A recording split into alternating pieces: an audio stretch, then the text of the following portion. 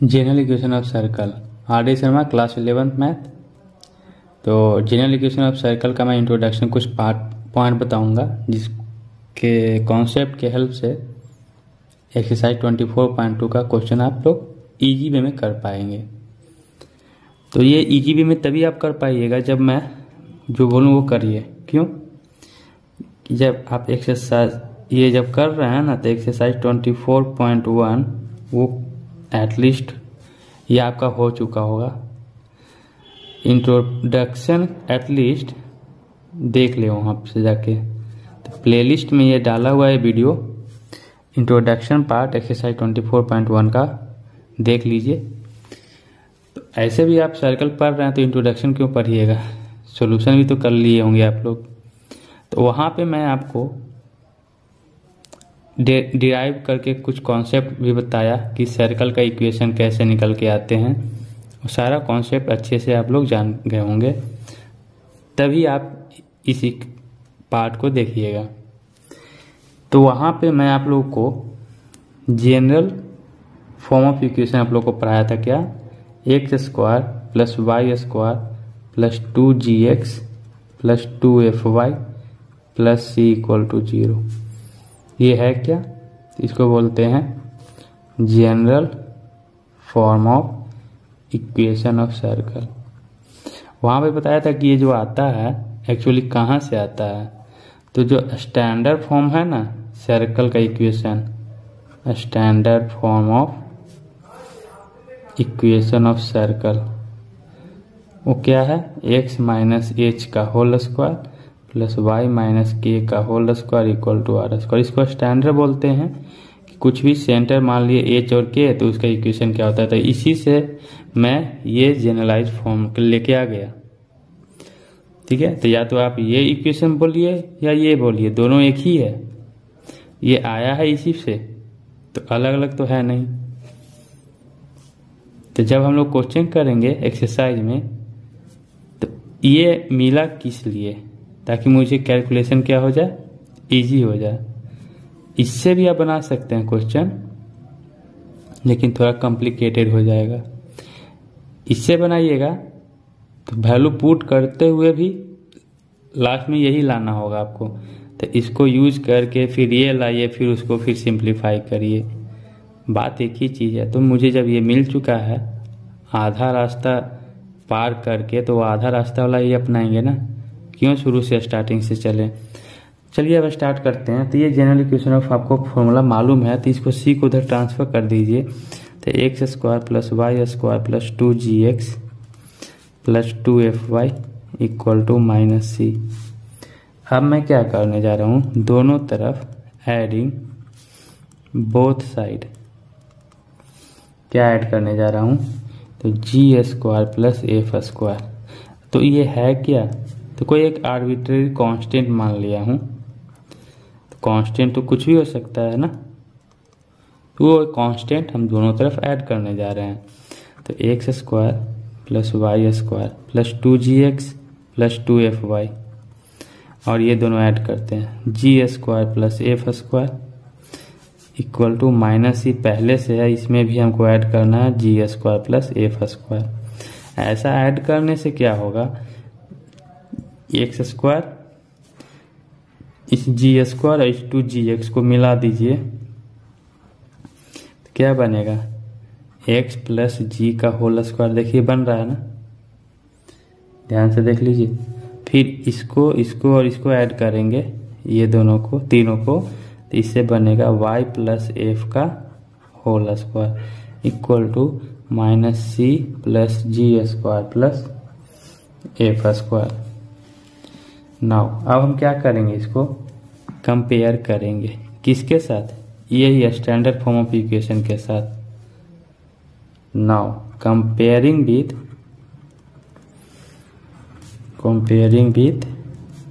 x minus h का whole square y minus k का whole square equal to r square.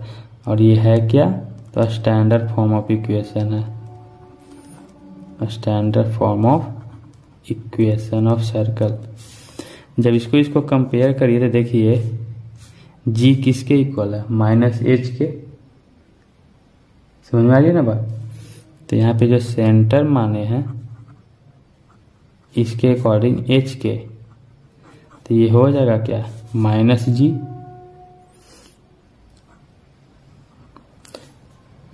इसको compare करेंगे तो जी इक्वल टू क्या हो जाएगा माइनस एच, तो एच इक्वल टू क्या हो जाएगा ये हटा देंगे तो माइनस जी इधर आ जाएगा। उसी तरह से के क्या हो जाएगा एफ इक्वल टू माइनस के, माइनस को इधर ट्रांसफर कर देंगे तो माइनस एफ।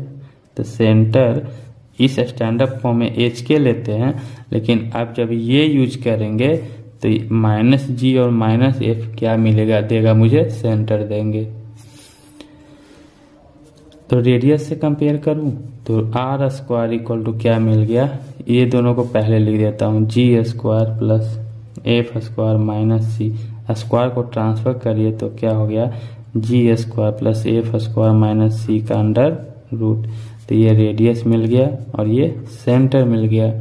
प्रत्येक क्वेश्चन में यही दोनों तो फाइंड आउट करने के लिए कहेंगे आपसे,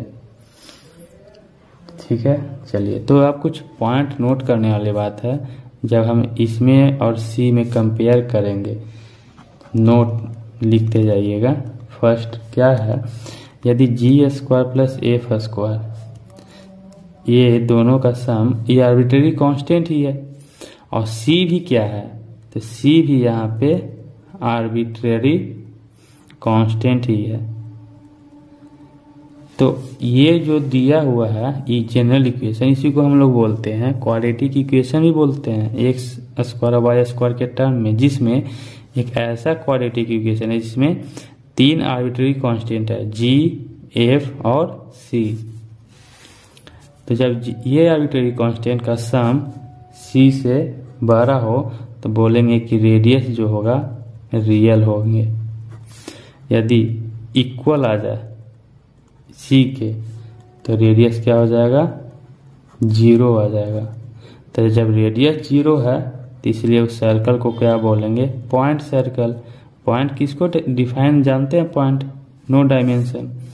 और एक लास्ट है लेस देन के लिए, अगर लेस देन सी हो गया तो रेडियस जो होंगे आपके इमेजिनरी आ जाएगा।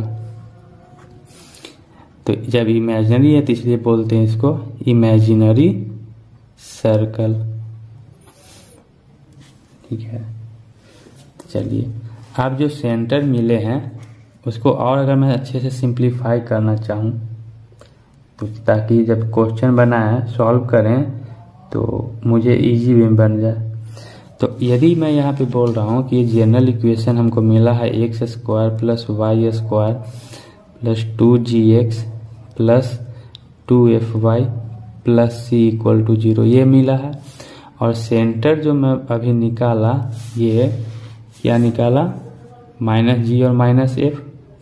तो इसको ही कंपेयर, ये इस फॉर्म में इक्वेशन दिया हुआ रहेगा, अब इसी को देखकर आपको सेंटर डायरेक्ट निकालना होगा। तो सेंटर तो आया है ये माइनस जी और माइनस एफ, इसी को अगर जनरलाइज करूं तो इसको कंपेयर करिए, इसी से निकालना होगा मुझे सेंटर।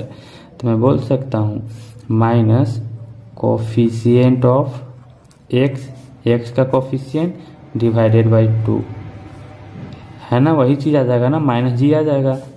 यदि मैं 2gx को, x का कोफिशिएंट क्या हो जाएगा इसमें 2g, और 2g को मैं -1/2 से डिवाइड करूं तो क्या आ जाएगा माइनस जी आ रहा है ना।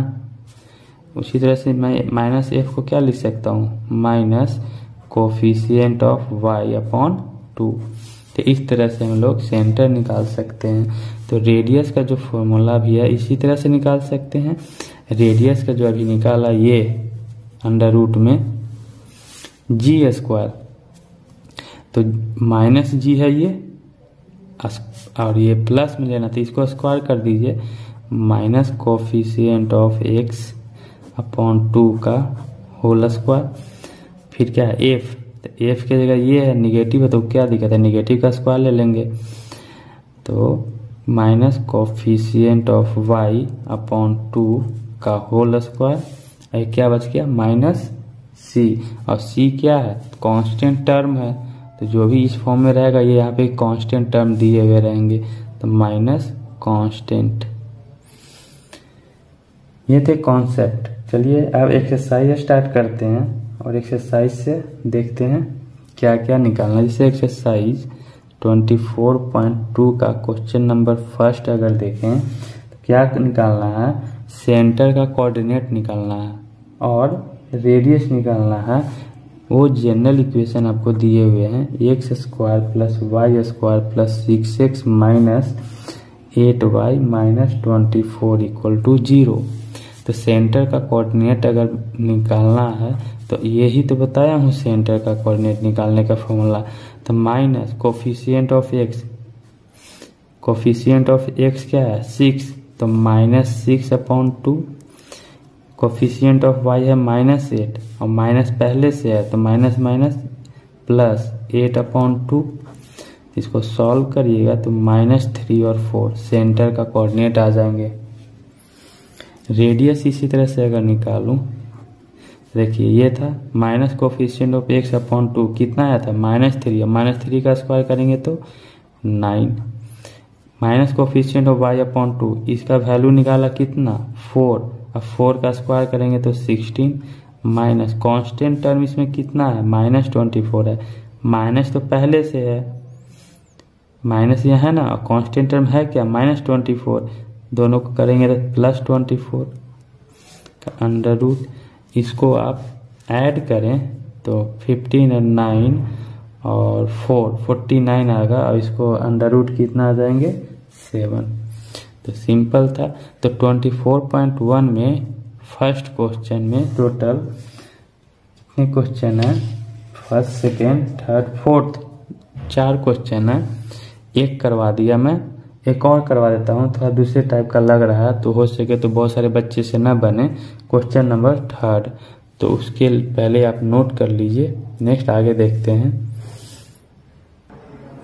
चलिए ये इक्वेशन दिए हुए हैं, इसमें भी आपको सेंटर का कोऑर्डिनेट, सिंपली बोली तो सेंटर फाइंड आउट करना है और radius.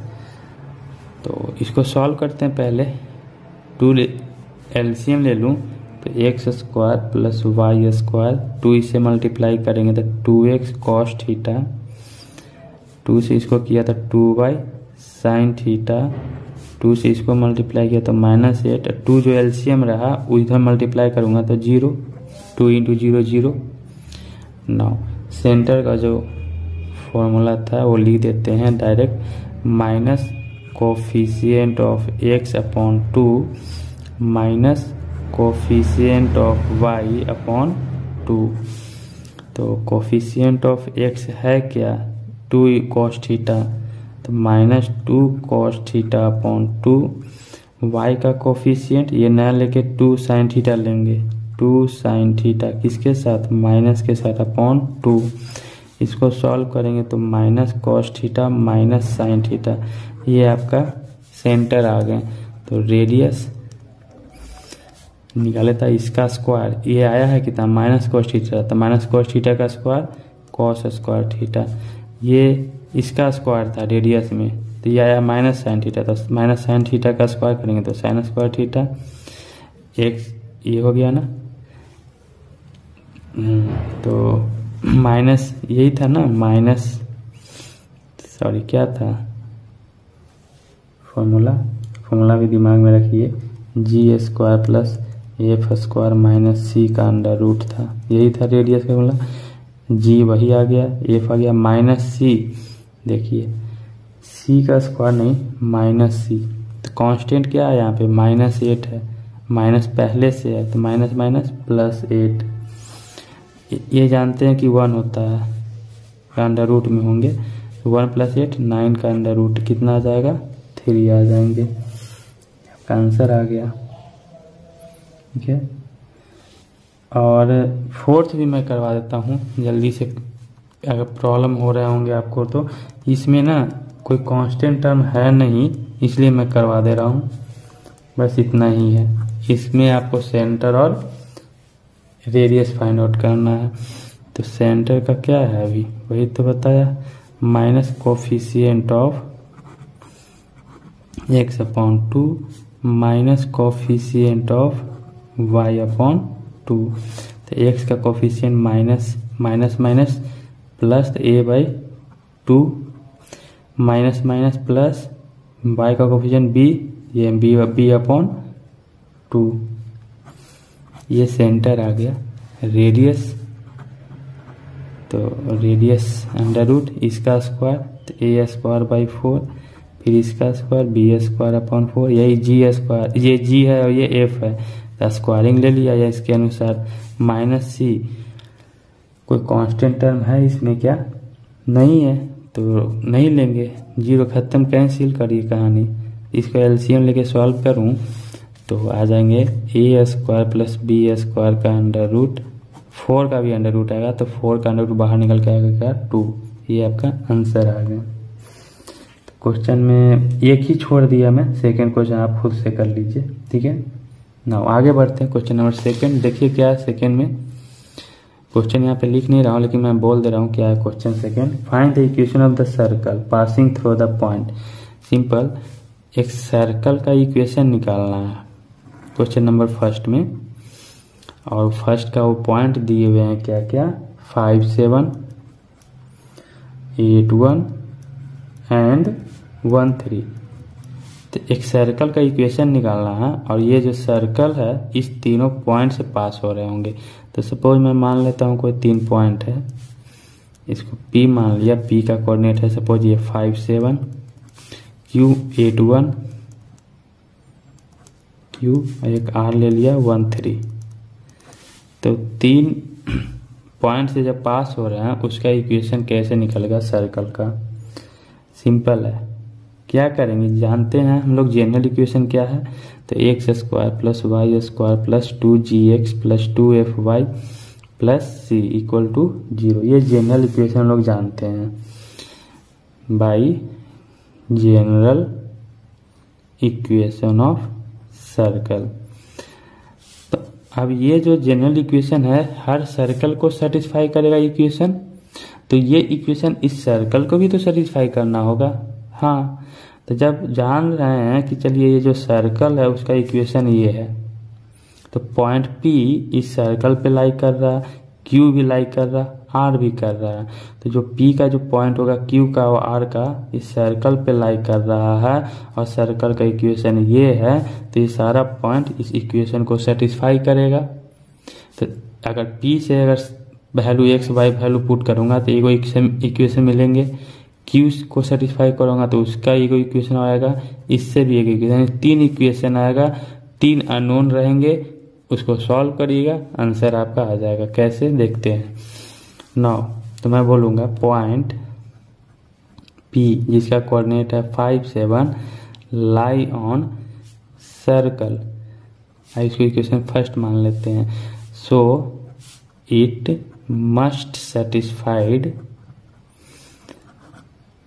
The equation first. Straight line के भी केस में वही रहता था ना, अगर एक स्ट्रेट लाइन है, इसका इक्वेशन कुछ दिया हुआ x plus y equal to 2 जो भी हो, तो ये 1, 1 पॉइंट पास हो रहे हैं, तो इस इक्वेशन को सेटिस्फाई करेगा। सेटिस्फाई करने का मतलब होता क्या है? चाहे स्ट्रेट लाइन हो चाहे ये हो, LHS इक्वल टू RHS होगा और कुछ नहीं। अगर ये x और y वैल्यू है, x और y इसमें वैल्यू पुट करूंगा तो सॉल्व करने पे वो किसके इक्वल आएगा? 0 के इक्वल। इसी को तो बोलते हैं सेटिस्फाई होना और कुछ नहीं। तो यहाँ से भी देखिए x 1 है y 1 है, तो 1 प्लस 1 कितना आएगा? 2 के इक्वल टू सेटिस्फाई कर गया ना, LHS equal to RHS।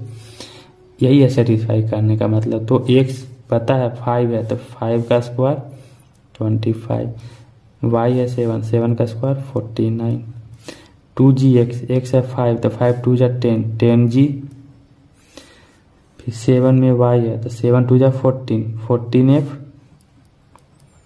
Plus c equal to 0। एक इक्वेशन मिल गया मुझे। तो इस इक्वेशन को क्या करेंगे हम लोग, और सिंप्लीफाई इसको उधर रख दूं तो क्या हो जाएगा? तो पहले 10g को रख देते हैं, फिर 14f को रहने देते हैं प्लस c को, और ये दोनों को ऐड करने पे तो 9 और 5 14, 4 2 6 1 7, ये 0। इसको इक्वेशन फर्स्ट मान लीजिए।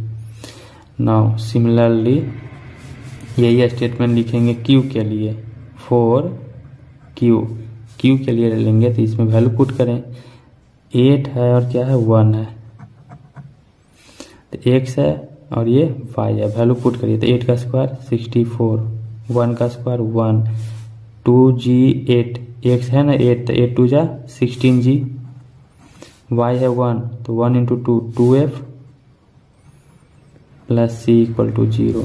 तो पहले 16g को रहने देते हैं, फिर 2f फिर c और ये दोनों को ऐड करेंगे तो 65 इक्वल टू 0। इसको इक्वेशन सेकेंड मान लीजिए।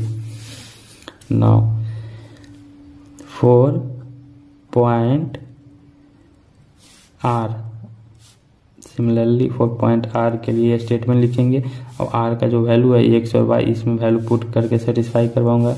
x है 1, y है 3 तो 1 का स्क्वायर 1, y 3 3 का स्क्वायर 9, 1 इंटू 2 2g, y है 3 3 2 जा 6 6f plus c equal to 0। तो 2g plus 6f plus c 9 1 10 equal to 0। इसकी इक्वेशन थर्ड मान लीजिए। अब मेन यहाँ पे प्रॉब्लम आएगा, 3 इक्वेशन है 3 अननोन है, उसको कैसे हम लोग सॉल्व करते हैं। 2 इक्वेशन 2 अननोन को तो आप लोग सॉल्व कर लीजिएगा, बाएं हाथ का खेल है, आप लोग क्लास 10th में पढ़ लिए होंगे। ये भी वही चीज़ है, ज़्यादा कुछ है नहीं।